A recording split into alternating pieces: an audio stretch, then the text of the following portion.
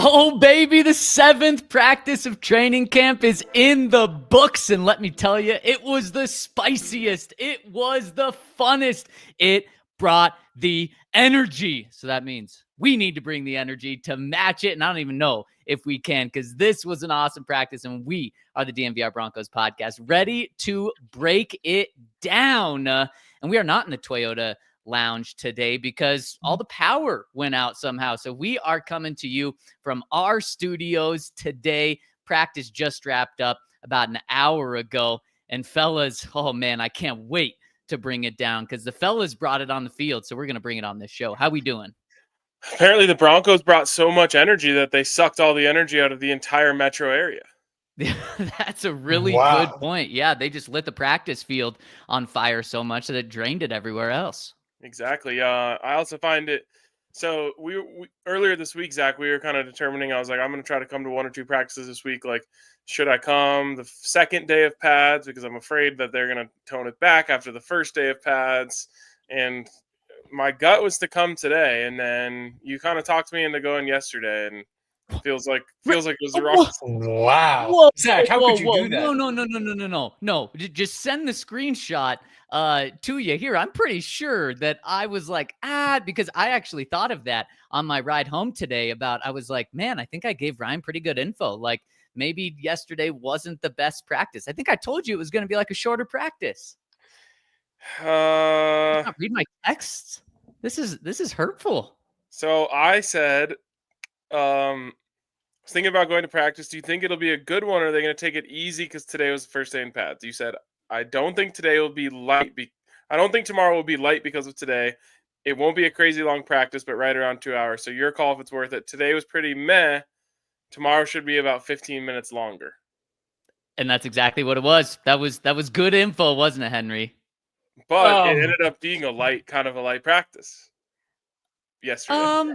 I would say today felt different. So Saturday, Monday, and Tuesday's practice all felt the same. And kind of the crazy thing about it is pads actually came on Monday. Henry, I don't know about you and Ryan, because you were there for a padded practice yesterday.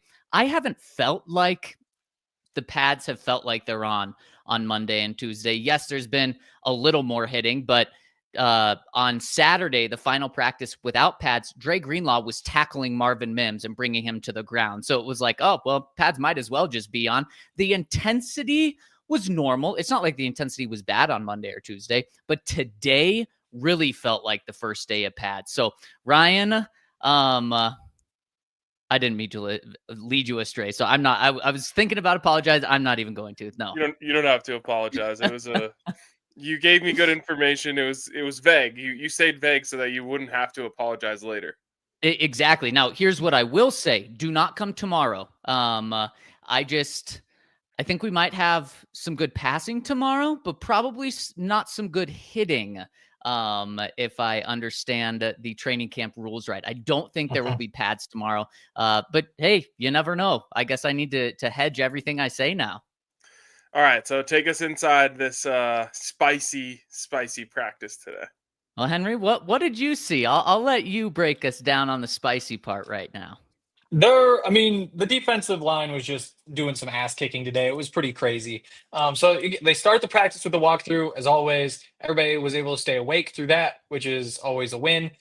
Stretches, individual stuff, and then they get into the 9-on-7. So they did the 9-on-7s yesterday. That's when you get the offensive line out there, usually with like a tight end, with your running backs and quarterback versus the front 7 of the defense. Meanwhile, there's 1-on-1s going on the other side, which we can talk about later because those were pretty spicy as well. But in those 9-on-7s, that starting defensive line in particular was just blowing up the offense. Like Dre Greenlaw had a massive hit on J.K. Dobbins. The list just goes on and on. At one point, DJ Jones is so excited about stuffing a run at the line of scrimmage that he rips his helmet off, spikes it on the ground, and just starts screaming and flexing and all that sort of stuff. And that was just the beginning. It kind of took off from there. Malcom was the one who threw his helmet. DJ had done that in the past. Malcom was talking throughout practice. I really wish we were allowed to say what exactly was said because some of it was very funny.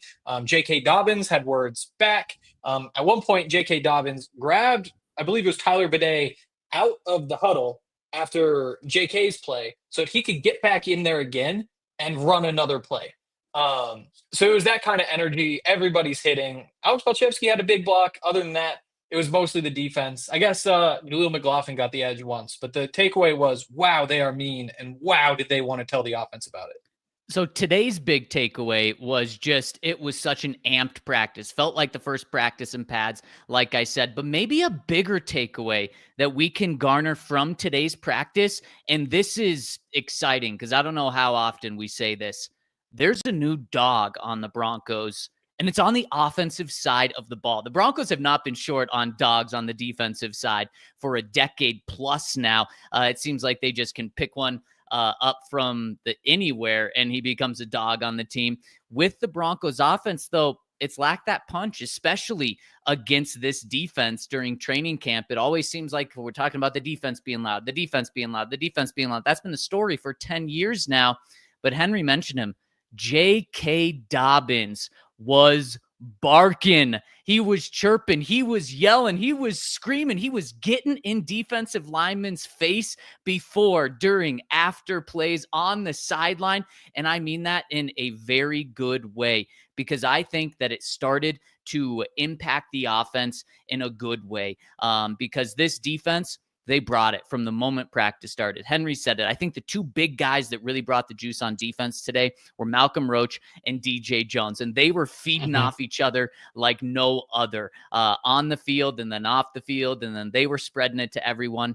And after, I think, the very first run, I think it was either Malcom or DJ, brought J.K. Dobbins to the ground hard, and instead of just slowly walking back to the huddle, J.K. just got in their face right away, screaming at him, saying, I still got 2 yards. Watch what I'm going to do next. And then I think the next run, he goes for 6 yards and goes, that was a big boy. That was 6 yards. That's great in the NFL. Just letting them absolutely have it. And then that just fired the defense up even more. So it was a really, really fun, animated, amped practice. But guys, this is a side of JK and honestly a Broncos offensive player that I haven't seen in a long time. We know that the offensive line and defensive line get into it. And we know that Garrett Bowles is a dude and Quinn Miners is a bad dude. And those guys bring it. But those, you kind of want to see someone else bring it on the offensive line because you know the offensive linemen have that. And we know that Court can get physical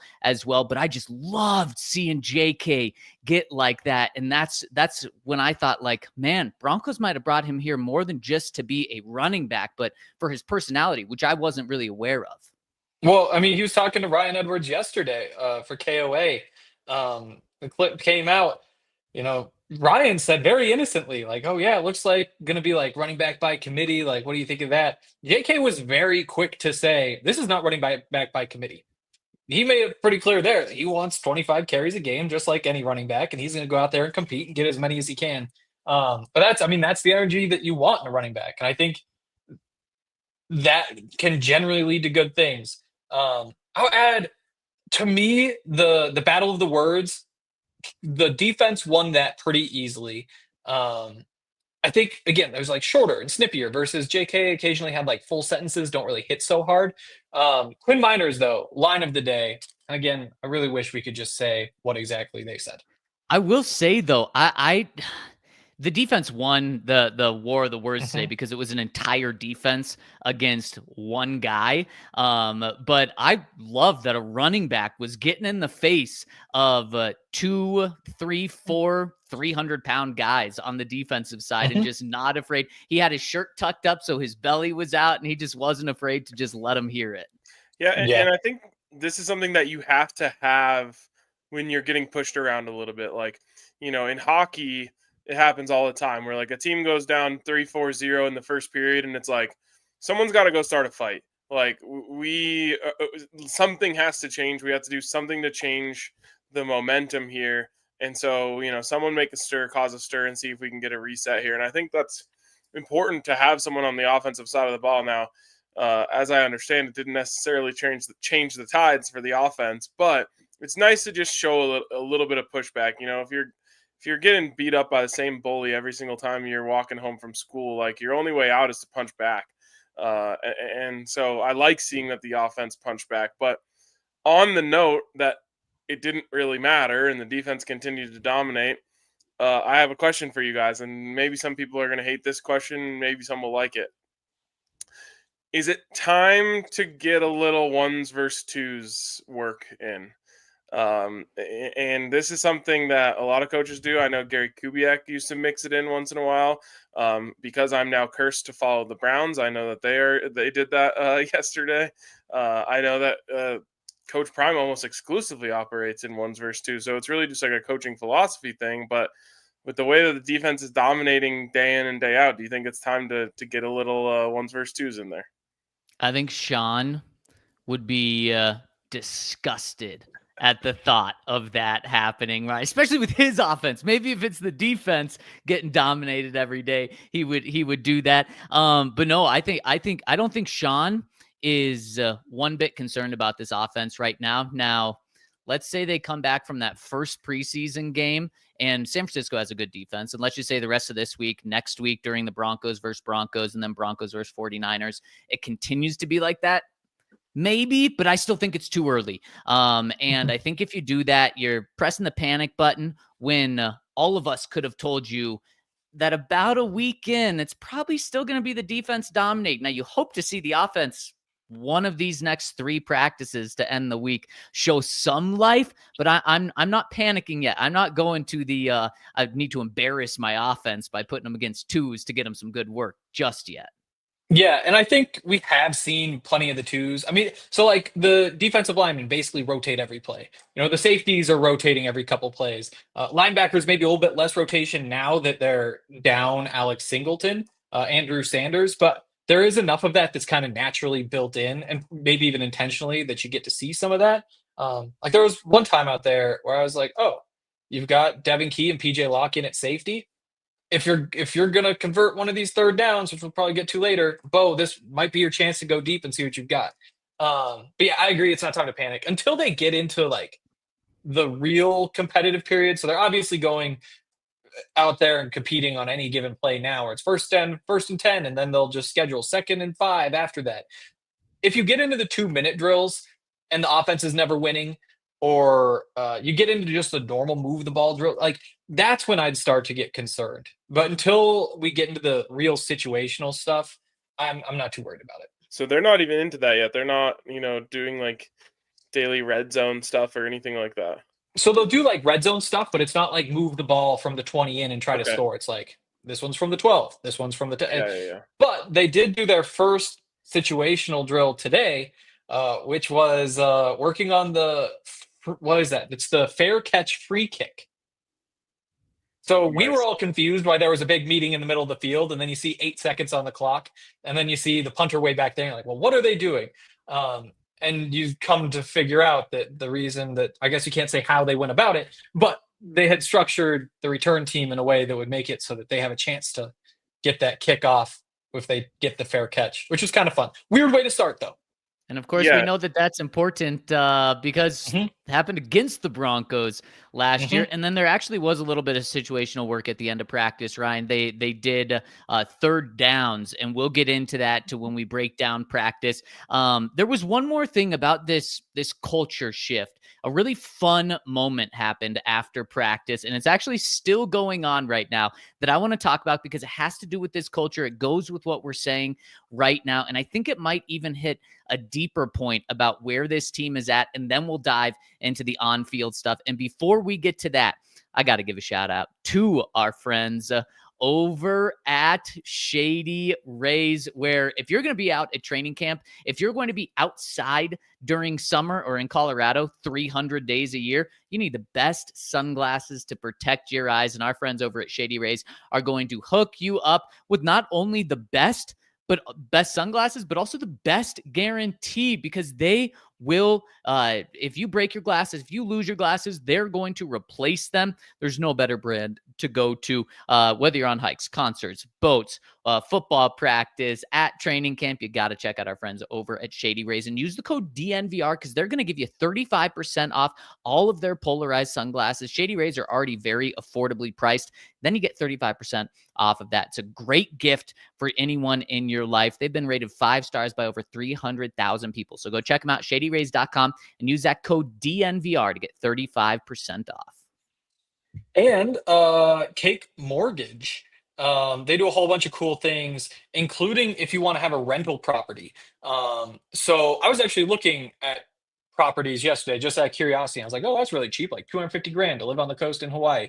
It turns out it's a pure rental property as part of like a resort, and there's like a bunch of fees that go along with it because you're part of the resort. That's not the point. The point is like they have $20,000 scheduled out that you just get to make if you go buy that property for them. I'm not saying buy that one, but what Cake can do is get you a loan that allows you to do that sort of thing. So the way those work is you just need to have an appraiser go and say, if you own this place, you could get this much in rent, or this much if you rented it out on whatever platform you rent it out on. And if the numbers add up just purely based on that, and you can afford the down payment, you can buy it right there. It's a bunch of the cool stuff that they've got going over at Cake Mortgage, very forward thinking. So go check it out. Head to the link in the description to get started. So if you've always dreamed about owning income property, or you're building a real estate legacy, call 1-800-EAT-CAKE or head to the link in the description, because life's better with Cake. Cake Mortgage Corp, equal housing lender, NMLS number 1734623, licensed in Colorado by the Division of Real Estate. Terms and conditions apply. And I got to remind everyone really quick that we do this show every single day, but we also have tons of information and articles on the website over at thednvr.com. And if you want to get all of our coverage, and not just for Broncos training camp, but Broncos season for a whole entire year, you can get in on the DNVR Broncos tailgate tier of Die Hard. It's $89.99, and that's going to get you all of our coverage over at the DNVR, not just Broncos, but Nuggets, Avs, Rockies, Buffs, Rams, everything we cover, plus 2 included tailgate tickets to our tailgates, which are awesome, plus a free shirt. Just the things not even with our coverage, that's a $140 value right there. You get that included with what we're doing over at the Die Hard on thednvr.com. So go to thednvr.com/intro to get in. Okay, so let's take you behind training camp. After training camp's over, we don't talk to Sean Payton today, which was kind of a surprise. We talked to Riley Moss, who was awesome. We can talk about him later in the show. And then we talked to Marvin Mims. And I got to say, Marvin Mims has been media trained like the best of them. He is very good at getting on that podium, making his answers short, not saying much. And people don't really know who Marvin Mims is. He's a 2-time Pro Bowler, but his personality doesn't really come out. And I've got to get to know Marvin behind the scenes, and he's a really cool guy. He's a really sharp guy. And today, he let his personality come out the most we've ever seen. So Marvin was asked about, it seems like the defense is chirping a lot in practices. That's how this question was teed up for Marvin, and he took it away from there. Enjoy this. Yeah, I mean, it's just Malcom Roach. I mean, I sit next to him in the locker room. The guy doesn't shut up. He's talking crap to receivers. It's like, dude, like, you're a fat guy. Like, go worry about that. Leave me alone. But, no, we're always going back and forth. But with him, it's just a whole nother deal. Absolutely incredible. You're just a fat guy. Damn, yep. Marvin's sped up. Yeah, you think so? Yep. That is a fun little part of the locker room, though, and a very noisy part as well, obviously, because Malcolm's there. Yeah, maybe only because Malcolm's there, because like I just said, Marvin is a pretty quiet, reserved guy in the locker room. He just has to deal with Malcom. And then so we've had a couple of more better than dealing with Christian Wilkins. True. That's for sure. Yeah, you might. And that's one of those, like, even talking to like guys in the locker room about Christian Wilkins in the past, that is like, it's not just like a reputation that the fans have. It's everybody that says like, oh, get ready to play this guy. He's like the dirtiest player in the NFL. And now in all sorts of different layers on top of that too. Yeah, That's for sure. That's the Dirty in many ways, it seems. Yeah. So then Malcom Roach delivered a tweet following Marvin Mims's press conference. Here's got it pulled up. Just a middle finger at Marvin Mims, middle finger, exclamation mark, which then we had Marvin Mims respond to that tweet and say, at Tyler Gorse, who is a PR member for the Broncos, he needs some PR training. And Marvin's been fun on social media recently. Did you guys see the tweet that Nick Bonito had about a couple days before training camp started? That's what it was. He tweeted something like along the lines of like, yeah, me too. But he spelled two T-O. And Marvin responded to him and said, yep, you always gave me the type that skipped class at college. Yep. Hey, same school. Yes, exactly. Yeah. So it was a really fun moment. But guys, I also think this just speaks to where the offense and defense are, especially being with the Broncos and covering the Broncos for 10 years for me now.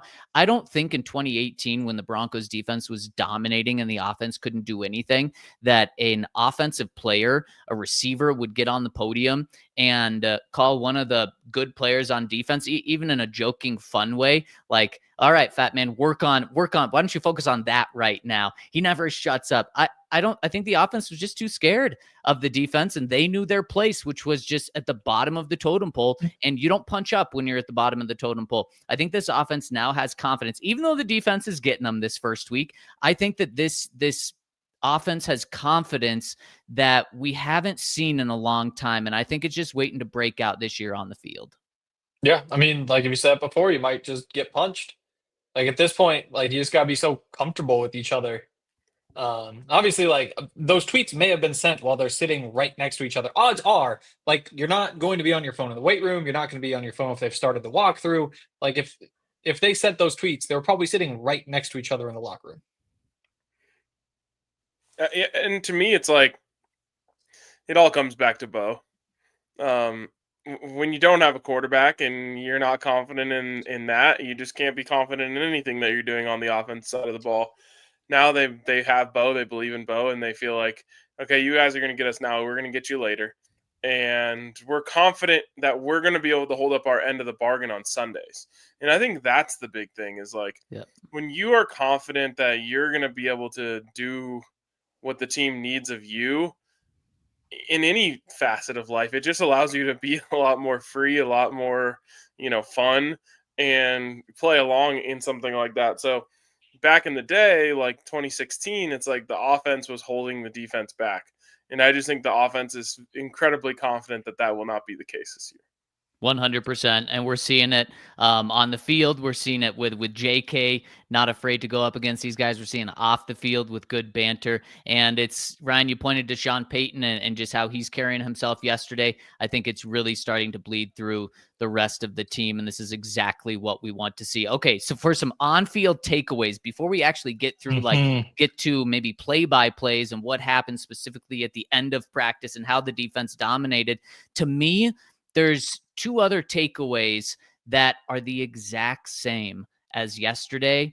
And I think it's a really good thing because it shows consistency with these two young guys. And the first one, Troy Franklin, guys, he just continues to put together an excellent training camp. We talked about the 75-yard touchdown that he had from Jarrett Stidham a couple days ago. We talked about the 50-yard catch that he had yesterday where he just goes up and contested coverage and brings one down.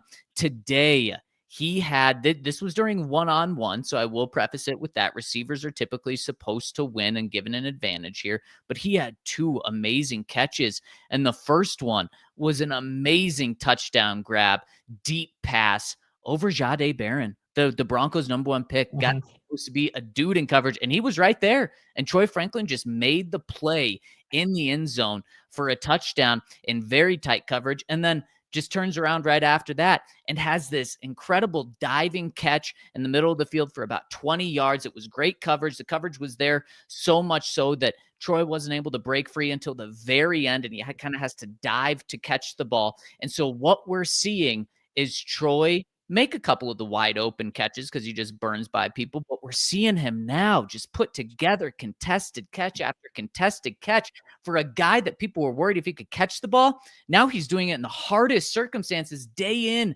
and day out. And it's just something where 11 just keeps popping every day. Yeah, I mean, that the deep catch in particular, it catches your eye. It's once again one of the two best plays of the day come from Troy Franklin, which maybe you could say every day of camp, which is pretty crazy. I guess I didn't see Wednesday and Thursday, the acclimation, so I don't know about that. But it's just over and over. And that one where he's flying up the sideline against Jahdae Barron, he's too big and too physical for Jahdae, which is not something you would ever say about Troy Franklin last year. And so to catch that ball 40 yards downfield on the side of the end zone with Jahdae also just right in front of him, it's really impressive. Like our guy Todd in the chat said, while the Franklin hype, I feel like I saw this movie before, the twist is he's the fourth receiver. Not on this podcast. That's all we were saying about Troy last year. Last year, the problem with Troy is that he couldn't catch the football. He got open once deep against Pat, which was impressive. Didn't catch that one, though. And you just weren't seeing any sort of production, let alone the most production of any offensive player so far in camp. And it isn't close either. It's crazy because that's just not Troy. It's someone else. It's like they signed Odell Beckham or something, and he's wearing Troy's jersey. No, I'm just kidding. But it's so amazing to see, and I think that it's so easy to write off these guys as rookies. And people, we just live in such an instant gratification society that you draft a guy, you're super excited about them, and the second that they don't reward you for that excitement, you're ready to just jump out on them. And I've seen it happen so many times, and it's why at the end of last season, when everyone was selling, I was buying Troy Franklin stock, and now I'm a millionaire. And it feels great, as a millionaire living my best life. I have Troy Franklin to thank. But yeah, I mean, it's a reminder, especially when you have a great coaching staff like the Broncos do now, that it's always too early to give up on these guys as rookies. Always.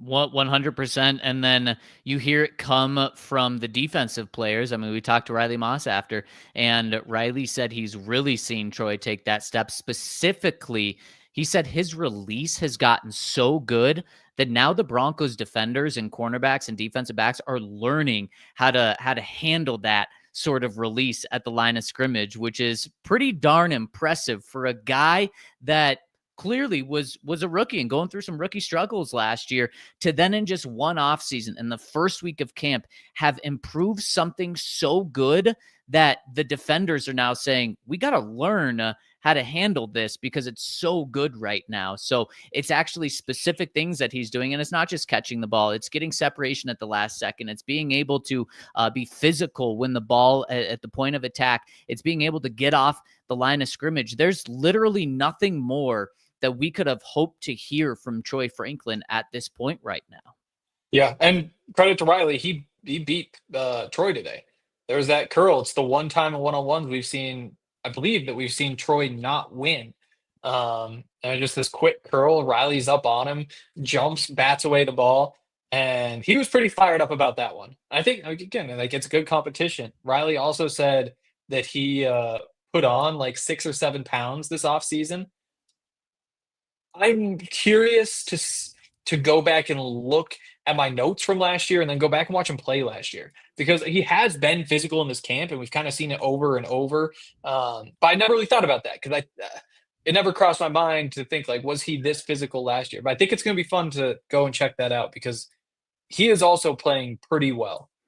Not only 6 or 7 pounds, Henry, but he made it very clear that it's all muscle. Only 0.4% body fat did he add with those 6 or 7 pounds. He was focused on just getting stronger to be more physical at the point of attack. And so people that want to point to that Cincinnati game where T. Higgins just had him, he he knows. He was the one that said right after the game, yeah, I ate a shit sandwich in that game. And then so he spent this offseason getting better for that moment. So I cannot wait to see what he does against T. Higgins, because I think he has taken a big step, and I can't wait to see the mentality and attitude he has.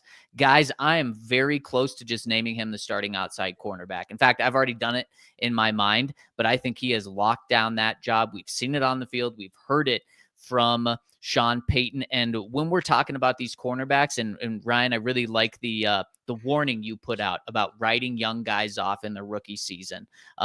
People just need to keep that warning, and you might need to say that a couple of times throughout training camp, throughout the season when it comes to Jahdae Barron, because we haven't talked about him flashing. He certainly hasn't been bad to me. It seems like he's been in the right spot. It does not seem like the moment's too big for him, but people every day ask us in the Twitter chat, like, okay, well, what has Barron done anything yet? And no, in terms of big plays, interceptions, no, he hasn't. And who knows if that's because he's struggling or just the cornerback position's a little difficult to identify, but I am not even anywhere close to pressing the panic button. So people just need to hear your warning and your message, Ryan, and just really sit with that, because I also do think that Barron's going to be a player for the team this year. I still think he's going to be the starting nickel for the Broncos this year. But it just takes time, whether it's a year, whether it's 2 weeks into camp, it does take time for every single rookie. Yeah, I wrote a lot about Jahdae yesterday, so go over to the DNVR.com to read a whole bunch of my thoughts. But the big one is that, like, he looks the part when you see him, like maybe a little undersized, but just a lankiness and some of the frame you see as somebody who could be really sticky. And then on the field, again, it's not like big concerns. It's just some of the things that we expected, honestly. A lot of the same concerns we had about Riley, which is that he played a lot of off coverage in college, which means you're not playing physical football. And when you're playing cornerback in the NFL, it's just a different game, especially on the boundary. And so you have to learn how to play more man coverage, how to get into receivers' bodies. And when he hasn't won, that's generally been the issue. That was the case yesterday when he gives 10 yards of cushion in one-on-ones to Michael Bandy and then doesn't get hands on the top of the route. Like, if you just give that free release to Michael Bandy, he's going to be able to shake free and get open. Like, that's just what he does in the NFL. I don't think it's reason to panic. I just think, like, it's a rookie a week into practice. Like, let's see what he looks like in the beginning of the year.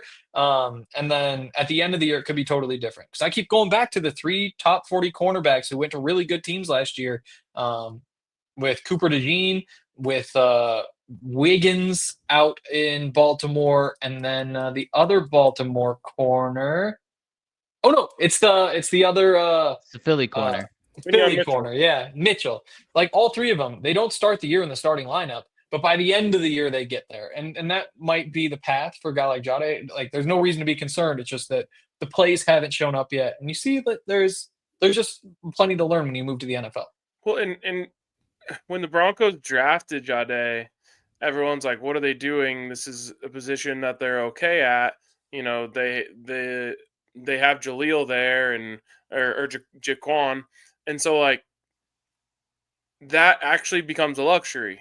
You don't have to force Jahdae out there.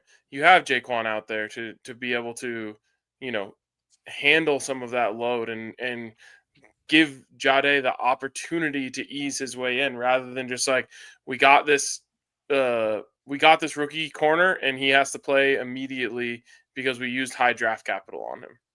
Completely. And speaking of rookies, we got a rookie wasn't at practice today. Neither was a second-year player. We're going to talk about that and get into the nitty-gritty of what happened in practice after I give a shout-out to our friends over at Game Time, where it's almost game time for the Denver Broncos week 1. They are at home. You're going to be coming to our tailgate, which means you're going to be going to the Broncos game. You're going to see this Broncos defense absolutely smother Cam Ward on the field, and you want to be there in person. You can get your tickets over at Game Time. Download the Game Time app today and use the code DNVR, and you're going to get $20 off your first purchase. This Titans game, I think, is one of the most affordable games on the Broncos season this year because you're playing the number 1 pick Tennessee Titans, not a very good team last year, so you can get in on this, and that's going to make your ticket $20 cheaper. So download the Game Time app, create an account, and use the code DNVR to get $20 off your first purchase. Terms apply. Create that account and use code DNVR for $20 off. Download the Game Time app today. Last-minute tickets, lowest prices, guaranteed. Also, shout out to our friends over at Chicken and Pickle, where this Saturday they've got a sweet event going on with us. It's the DNVR Pickleball Tournament benefiting Big Brothers and Big Sisters of Colorado at Chicken and Pickle in Thornton at 10 a.m. on Saturday. It's going to be a day filled with fun, competition, and giving back to a great cause. So whether you're a pickleball pro or just starting out, this event is for everyone. Grab your paddle, gather your friends, and get ready to play your heart out for a good cause. This is really cool. Love Chicken and Pickle kind of getting into the mix with us immediately, combining with another one of our partners in Big Brothers and Big Sisters. We love for everyone to show out there and obviously raise some money for a great cause and play some good pickleball. So go to thednvr.com/events to reserve your spot. 100%. Make sure to get in on that. All right, let's dive in to what else happened at practice today. Like Henry said, Broncos did 4 team periods, I believe, today. So we got to see the most football that we have seen up to this point. And Henry, what stood out to you during the team periods? Uh-oh, you're muted. I did that. Muted! So that if I decided to puff or something, drink my water during the break, it'd be fine. Like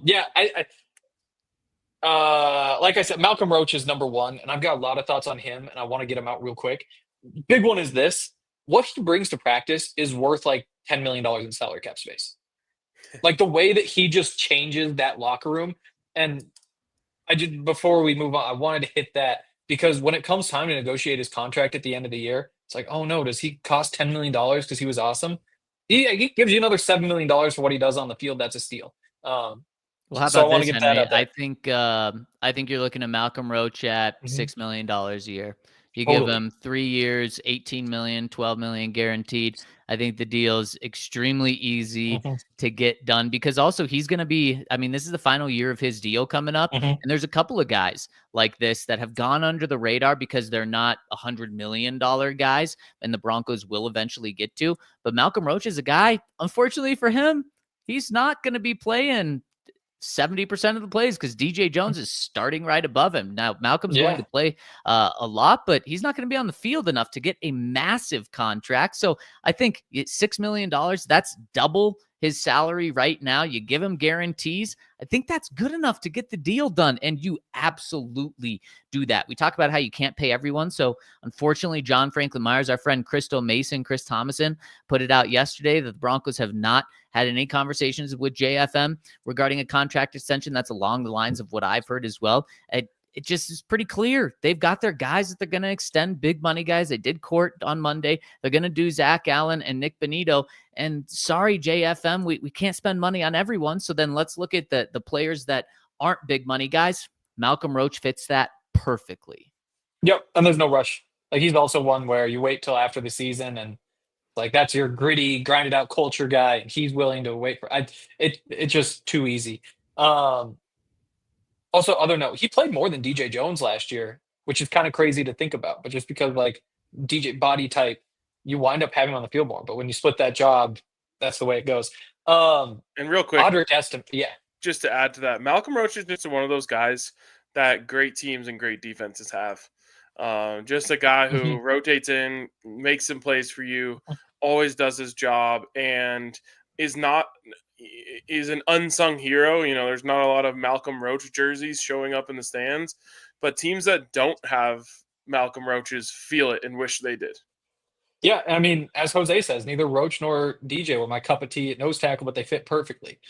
That's exactly it. Like a lot of people want your big 340-pounder who just clogs up the middle. That's not the Broncos defensive system.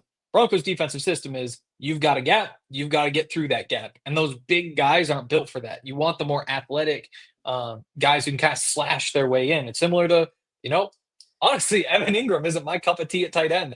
I want a guy who can block. Like, I think that's what, but that's not the offense. The offense is you get a guy like that, and the matchup is you get to split him out. And as a fit, he's perfect, just like Roach and DJ are. At what point do we stop calling him a tight end altogether? He doesn't even work out with the tight ends at practice. That's his value. He's a slot receiver. Yeah, but his value is that he is a tight end, like technically a tight end. And so in the other team game plans, you err toward, well, he's a tight end. In the same way, like people wanted Lil Jordan Humphrey to be labeled a tight end. It's not about what you call him. It's about what the other team thinks. And because his brand has always been receiver, it just doesn't work that way. Really quick, as a receiver, Evan Ingram is still extremely difficult to guard. So I mean, he is that good of a receiver. Yeah. No, I mean, he's ridiculous. Did he line up against a corner today? Yeah, I believe he beat, oh, no, was it Jade or was it Chris Evans-Drain? Doesn't matter. He looked good. Audric Estime, though, that's another one of my big takeaways from today. Because when the offense was getting bullied in those 9-on-7s, there was one run where he got the ball and plowed forward and was pushing guys back. And you're like, okay, I don't know what the long-term value is of a guy who in this situation where you're just getting bullied in practice can kind of like give it back a little bit. Physically, not like talking wise, but physically. And then later on, he goes and trucks Jordan Turner, who has been having a good camp as an undrafted linebacker. And even was popping guys later in practice, probably because he was a little bit embarrassed. Seeing Audric just trample over a guy, it gets me going. That's for sure. I'm not quite ready to say like I'm taking Ryan's spot as the Audric Estime There's a vacancy. Club president, but there is a vacancy. I can't remember who I was talking to, like RG or something. I was like, if he makes one more play today, I'm ready to do it. I'm not quite ready to go that far yet. I'm buying a little stock, and we'll see what happens. Yeah, it was honestly really good to see Audric Estime do that because that's what the Broncos brought him here for. Right after that play, I won't single him out, but one of his big teammates on the opposite side of the ball said something not very nice Malcom, about Audric after that. Let's just say they were surprised to see Audric do that. Maybe pleasantly surprised to see Audric do that, but it was good. I mean, Audric, I mentioned it yesterday. Audric had a good catch out of the backfield yesterday, and then today lowers his pads and delivers that hit. So it was good to see for sure. And it was actually the very next play that Jordan Turner, the linebacker, got trucked, just blasted Blake Watson, who just poor guy was in there at the wrong time. He looked good today too. Blake Watson, the shiftiness, the explosive side to side. We really liked him last year. I thought he was going to make the team, and he didn't make the team. I almost thought he was injured and did. I don't think he did. But that's another one of those running backs who has those joker skills, like crazy receiving numbers. Former receiver early in his career in that Memphis turns into a running back. Good day for him as well. I like the running backs in general. By the way, Zach, you're never going to be able to not disclose who was chirping because Marvin Mims already told us that it's only Malcom Roach. It is only Malcom Roach. There's a lot of like Malcolm screaming and like saying what happened, and then everybody else just going, yeah. Like, but Malcom Roach said something pretty mean to Audric Estime. So yeah, sure there you go. That's why I would give him whatever amount of money he wants. Well, no, you can negotiate better than that. And so it is good to see that from Audric Estime. Jaleel had one of probably the best run of the day, was able to get outside, which was good. And I meant to say this earlier before we get into some of the specific plays, but Troy Franklin continued to put a good day together. The other guy who continues to just string days together, Lavelle Bailey. He's getting some playing time now with Drew Sanders and Alex Singleton sidelined, and Lavelle just keeps making plays. And I'll tell you what, it's in the pass game. We saw it last week. This week with the pads on, it's in the run game. He's not afraid to hit people like Dre Greenlaw isn't afraid to hit people, but he's also just cutting the gaps at the exact right time, made a couple of tackles either right at the line of scrimmage or for a loss. He chased down Jaleel on a run, which Jaleel we know is fast, LaVelle Bailey looks like an NFL player, meaning he's big, and he was still able to chase Jaleel down, blew up a couple of runs behind the line of scrimmage. So he just continues to impress. And we know that the Broncos have a good history of undrafted linebackers, and it seems like he's really playing himself into definitely a roster spot and maybe a role on the offense or the defense this year. Would you say that he's leveled up? Oh, I think you would. I would I would say that for sure. Yeah. And he was so exciting to watch last year. Like it's never a good feeling when those players have to step in. And he did well. And all the way going back to the preseason, I feel like he was like our preseason player of the game at least once, if not twice. Yeah. 94-yard pick six against the Cardinals. So he was awesome. And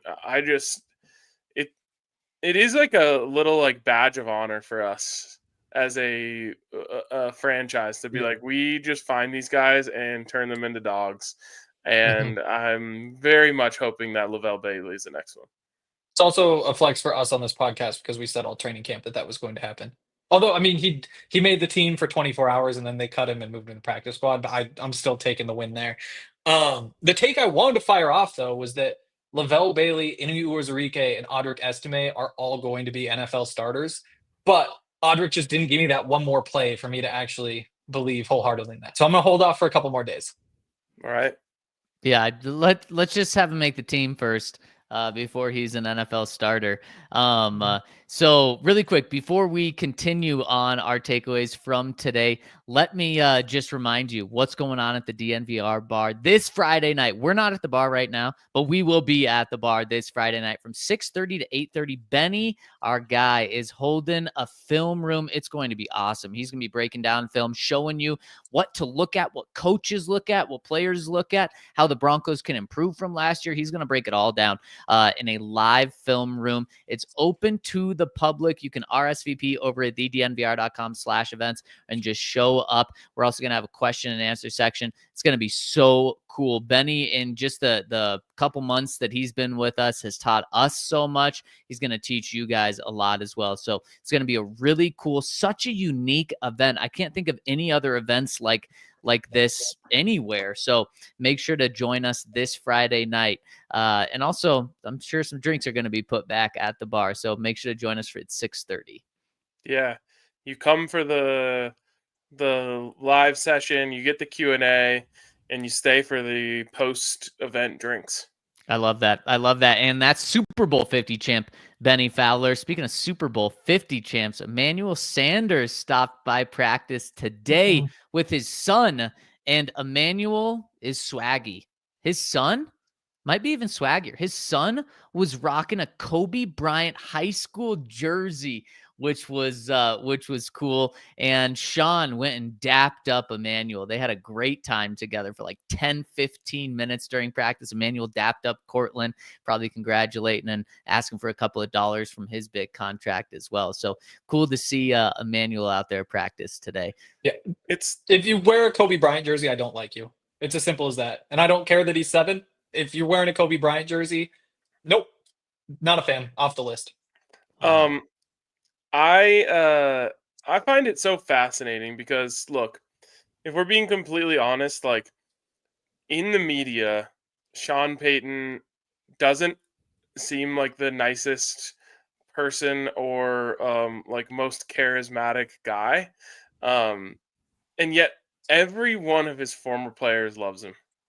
I mean, all of the guys that we come in contact with that used to play for him, they call him Sean. Like it's all just like, it's very much this, I don't know, brotherhood that they have. And I've yet to meet a guy who's like, Sean Payton can't stand him, that played for him. And you know, Emmanuel coming back and dapping him up, like it all just like falls in line with this this love that his former players have for him.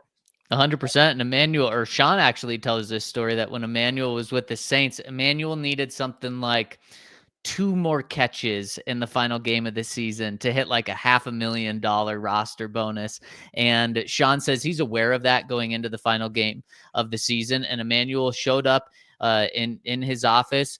And before Emmanuel opened his mouth, Sean said, "Emmanuel, no, I know what you're going to say. we're going to get you the final 2 catches, but you have to play the entire first half or entire game. I don't remember what it was. You're not just leaving the game after those couple of catches. And then sure enough, I think Emmanuel had 4 catches on the first drive or something like that. So Sean made sure to get him his money.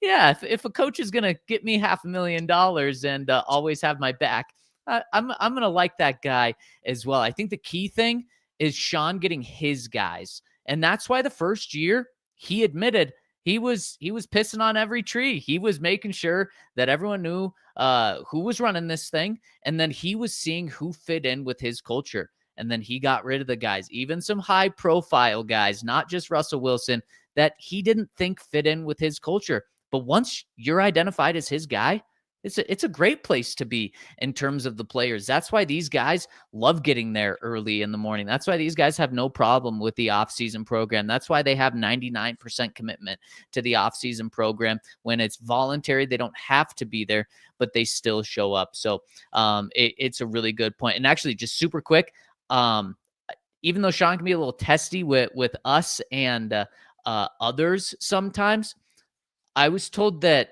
another very beloved, well, I'll just say it, Mike Shanahan was way more of an a-hole. I was told that I was talking to a veteran reporter just today about this, was way more of a dick to media than Sean. So, and I don't even think like that's necessarily what I was getting at, but like he just in press conference he doesn't give off like lovable vibes.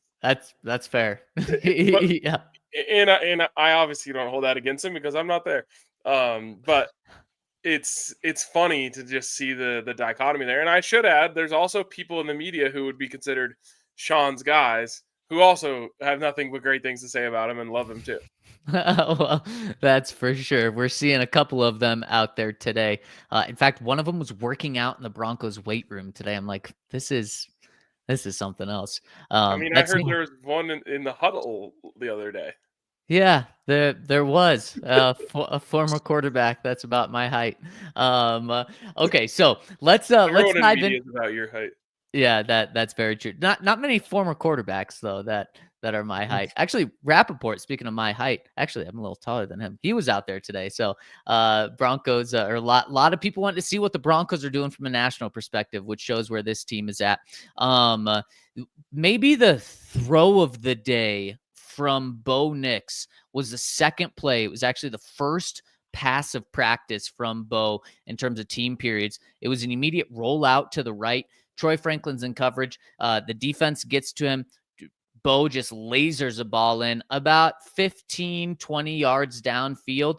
The ball went like right in between Troy and the defender's hands, and Troy just rips it out of the defender's hands. Now, by the time he's able to get possession, it was pretty clear he was out of bounds. He was on the far side, so not 100% sure, but the defense said he was out, and Troy didn't put up any fight, so I'm pretty sure he was out. But I just love seeing it. But who would have thought that Troy is ripping balls out of defenders' hands? Like, it's not what you would have thought 6 months ago. It's not what you would have thought a month ago. So it's just another side of Troy that I absolutely love. And yes, he did end up catching the ball too. So it was a really good play by Troy. It was incomplete, so probably not the play of the day. I think the play of the day came later when, well, I don't know. The throw of the day, he hit Trent Sherfield, who just continues to make plays. He hit him for about 25 yards. Trent was able to get open in zone coverage, and Bo was able to find him. That was the best play of the day from the offense, because outside of that, I mean, it was a Nick Bonito sack. It was a Jonathon Cooper sack. It was a Zach Allen sack. It was sacks everywhere.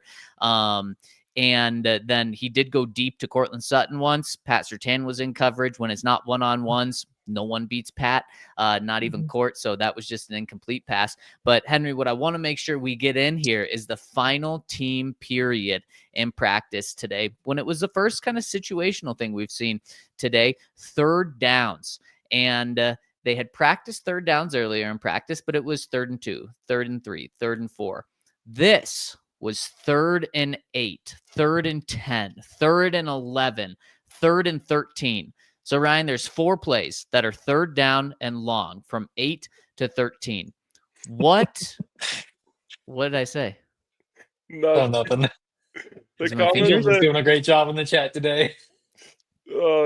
Hill said, "What kind of dog is that in the back, Hank?" And Hank it sent him for a loop. Yeah, because there's no dog back there. No matter Yeah, where you because look, there's just we know Henry's the first one that'll tell you he wouldn't be responsible for a dog. He hates dogs. I know. If I had a dog, it'd be off that balcony. Oh my gosh! Oh my I always tell gosh! Lexi. Someone That didn't thing like looks at something me you wrong, that said thing wants my earlier, food, Henry. I don't thing think they'll doesn't like wait to go that one outside. either. Yeah, it's fine. So Ryan, I tell you that there's 4 plays of third and 8 and longer. How many should the offense convert? 1. 1. Yep. So if I told you they converted 1, are you not like happy, but it's like, okay, fine. Yeah, I mean, you're certainly not converting more than 50% or more of 3rd and 8 or longer. So I'll take 1 there. Yeah, exactly. I would have said the exact same thing. I'm sure Henry would have as well, especially going up against this defense, especially with how dominant this defense has been. Well, the good news is the Broncos, this was their best period. This is when they came through the most. Bo went out and completed 2 and converted 2 on here. The first one, I love to see it. I think it's the first time that Bo has connected with Courtland Sutton in a team period. And he hit Court. It was 3rd and 8. He hit Court for 10 yards. It was a great route. He found separation in the middle of the field, and Bo found him right away. That's what you want from your veteran receiver. Bo lasered it in there against the first team defense. The next one, I don't know what happened. It was 3rd and 10. And Henry, maybe you have some reasoning. I wasn't able to find any reasoning for this one. There was pressure, so Bo scrambled and ran out of bounds 5 yards behind the line of scrimmage, which I don't know why he didn't throw it away. No idea. That was a big head scratcher. Sean talked to him directly after that. I don't know if it was about the coverage that broke, or that was stiff, or something broke down, or if he was saying, don't ever run with the ball and lose yards out of bounds. Throw it away. So I don't know what that one was about. I thought he got past the line of scrimmage, and I could be wrong because like Nick was there. Nick was like, well, why wouldn't you just throw that away? Which again, he's our thinker. But then RG said like we're past our Nick. Yeah. Our social intern. So it's like, of course you could throw that away if he was behind, but I thought he was in front. And then RG also was like, yeah, because he at least picked up a couple yards. Why would you throw that away? So I don't know. We could be wrong. I had a pretty good angle on it, but maybe it was closer to the line of scrimmage than I thought. But I do believe nothing from last year showed me that Bo's gonna continue to make mistakes or take a loss. So I'm not worried about that. It just wasn't the best play. Either way, on 3rd and 9, you didn't get it. Yeah. I don't want to overlook the part of this where Zac thought Henry was calling Nick Kosmider our little thinker. No, he's a big no, Nick the guy that's Nick like a is foot taller than me. Exactly. No, our Nick is usually right about things, but it's the way he says them where it's like, well, why wouldn't he throw that away? And it's like, exactly. No, you're correct. Like if he lost 5 yards there, throw away. He's on top of it. He's our guy. Then the next play, 3rd and 11. He would have been sacked by Jonathon Cooper. Again, Jonathon Cooper the pass rush has been insane. Jonathon Cooper has been the best pass rusher the Broncos have had this training camp so far. I think this is when I don't think Mike McGlinchey was in, so I do think he was going up against Palcho at this time, and man, did he take advantage of it. Would have been a sack. Then Bo throws a pass to Tyler Bidet. It was a low throw, so Bidet had to dive for it. It doesn't matter because he was at the line of scrimmage, so does not convert there. So 2 kind of ugly plays, but then capped off with a 3rd and 13 where Bo finds Trent Sherfield 14 yards from the line of scrimmage. So 1 yard beyond the sticks, gets the first down. Trent Sherfield, if you need a guy to just find his own and pick it apart, he's going to be that guy. He's becoming a really trustworthy guy for Sean and these quarterbacks. So 2 for 4 in this final series. That was by far the best series for this offense. And I'd like to see that practice close that way. Yeah. And the 3rd downs before that. So they did another segment before. There was 3rd and 3, 3rd and 4, 3rd and 5, and 3rd and 6. 0 for 4 on those ones. Yep, exactly. Which I think is, yeah. It's we're good to talking see about at the end bounce back. there was some sort of trick play, and we definitely can't talk about trick plays, but no one that I was standing next to knew how it happened. So I can't wait to see that one in an actual game because it was very impressive, but I guess it didn't even pick up the first down. We had many more sacks there. So it was a fun practice, and I'm expecting a lot more of these moving forward in terms of like so much juice, so much to talk about in this practice. And before we get out of here and move to tomorrow's practice, we got a couple of super chats that we want to hit, or actually one super chat from our friend Evan, who says, Zach, your live updates during camp are what Broncos Country live for. Thank you, Evan. I appreciate that. It says, appreciate all of you and the DNVR crew. LFB. That's what I'm talking about, Evan. Let's frickin' Bo. Big practice. Big week of practice this week. 6 practices. We are midway through. We're going to be back with potentially the longest practice of camp tomorrow. So maybe the most to talk about. We're going to be going live for 2 p.m. Shout out to Ryan. Shout out to Henry. Shout out to Yahir. Henry, you have a last comment? Go to the website tonight. Got to keep plugging the stories. We'll have all the notes up. Courtland Sutton cooked Pat Surtain on a deep ball in one-on-ones. He's 3 for 3 against Pat in one-on-ones this year. So those sorts of things on the website tonight. TheDNVR.com. We will see you tomorrow at 2 p.m. to break down another Broncos training camp practice.